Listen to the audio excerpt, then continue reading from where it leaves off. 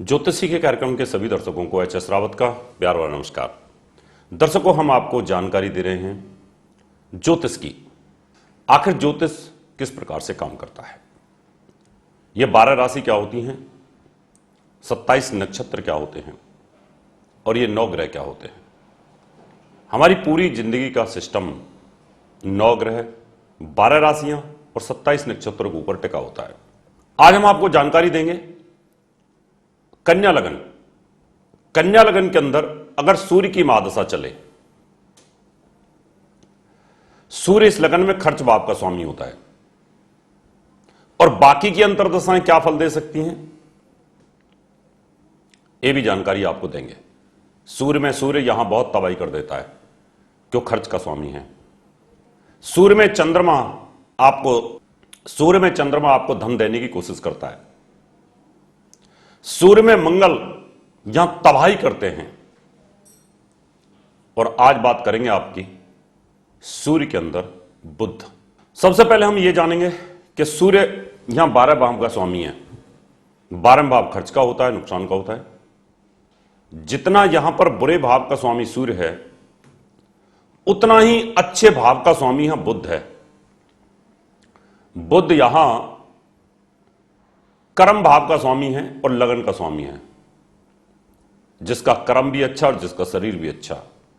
और बुध वैसे भी शुभ ग्रह होता है। अब बुध यहां लगन में ही बैठा हो तो कन्या राशि में यह उच्च का हो जाता है और इसकी मूल त्रिकोण राशि होती है। भद्र नाम का महापुरुष राजयोग बनाता है। बुध बहुत फास्ट गति से काम करता है, जल्दी जल्दी किसी काम को करता है, तो आपकी जॉब बहुत जल्दी मिल जाएगी। तनख्वाह आपकी आएगी लेकिन खर्च होती रहेगी, क्योंकि ऊपर दशा का स्वामी खर्च करने वाला है और नीचे अंतरदशा वाला जो स्वामी है वो आपको देने वाला है। तो सूर्य आपको खर्चा कराएगा, बुध यहां आपको पैसा देना शुरू कर देगा, जॉब देना शुरू कर देगा। कितने लोग ऐसे होते हैं रिश्वत देकर के नौकरी लगवाते हैं, 4-5-7 लाख खर्चा हो जाता है, कर्जा हो जाता है, फिर तनख्वाह आती है तो उस कर्जा को उतारने में निकाल देते हैं 10-15 साल। यही स्थिति यहां पे हो जाती है। अगर आपका बुध इधर बैठा हुआ है धन भाव पर, तो खूब पैसा आएगा आपके पास। सूर्य की महादशा में, बुध की अंतर्दशा में पैसा आएगा, लेकिन महादशा का स्वामी खर्चीला है, वो खर्च करवाता रहेगा।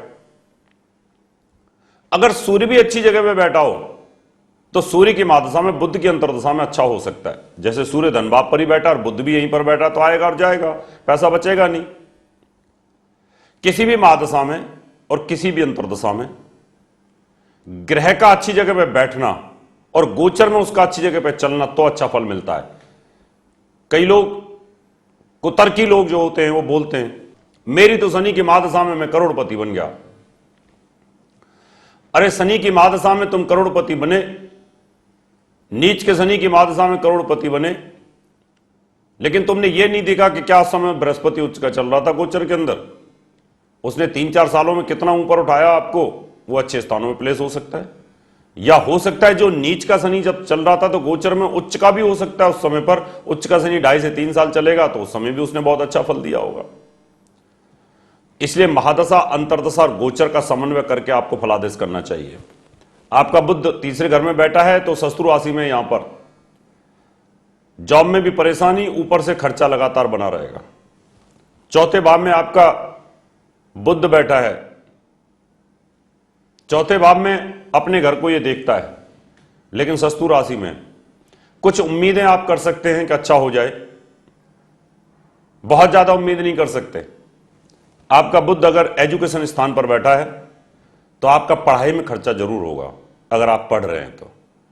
अगर आप पढ़ चुके हैं, शादीशुदा हैं, तो आपका खर्चा बच्चों की पढ़ाई पर होगा। अगर छठे भाव में आपका बुध बैठा हुआ है, सूर्य की महादशा है, सूर्य खर्च का स्वामी है, बुध की अंतर्दशा है, बुध अच्छे स्वामी है, अच्छे भावों का स्वामी है, लेकिन बुध बैठा है बुरी जगह पर। एक बुरे भाव के स्वामी की दशा चले और एक बुरी जगह पे जाके बैठा हो तो अच्छा नहीं हो सकता। इसलिए ऐसे लोगों से सावधान रहना जो खाली नग ही बेचते हैं, 1, 5, 9 का नग बेच देते हैं कि लगन का पहन लो, पंचम का पहन लो और भाग्यस्थान का पहन लो, और उनको पहनते ही लोगों की तबाही होनी शुरू हो जाती है। उनको इतना ज्ञान नहीं है कि अगर कोई ग्रह नीच का बैठा है तो उसका नग नहीं पहनना, उसकी पूजा पाठ करने में ही सार होता है। आपका बुध सप्तम भाव में बैठा हुआ है, नीच हो जाता है। यहां पर नीच होने के कारण जॉब में भी प्रॉब्लम्स और स्वास्थ्य में भी प्रॉब्लम्स, आपको गुप्तांगों में तकलीफ बनी रहेगी, आपकी जॉब भी अनस्टेबल रहेगी और आपका वैवाहिक जीवन भी बहुत संतोषजनक नहीं रह पाएगा। आपका बुध मृत्यु स्थान में बैठा है तो कैरियर वगैरह के लिए नुकसानदायक हो जाएगा। आपका भाग्यस्थान पर बुध बैठा है तो आप सत्यवादी हैं, अच्छा बोलेंगे। कर्म भाव पर बुध बैठा है तो भद्र नाम का राजयोग बन जाएगा आपका, महापुरुष राजयोग, जॉब कैरियर के लिए बहुत अच्छा है।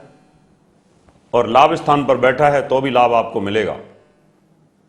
और खर्च के घर में बैठा है तो आपका सूर्य भी खर्च करने वाला और आपका कैरियर भी खर्च करने वाला, आपके पास पैसा नहीं बच पाएगा।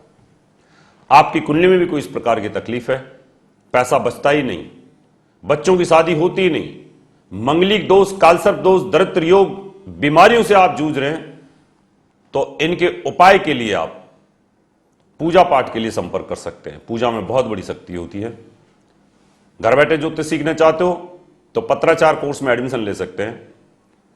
हमारी बुक्स हैं जो मैंने लिखी हैं, इनको ले सकते हैं, साथ में सीडी भी मंगवा सकते हैं। अभी समय आपसे हाथ लेने का, अगले एपिसोड में आपसे फिर मुलाकात करेंगे। तब तक के लिए नमस्कार।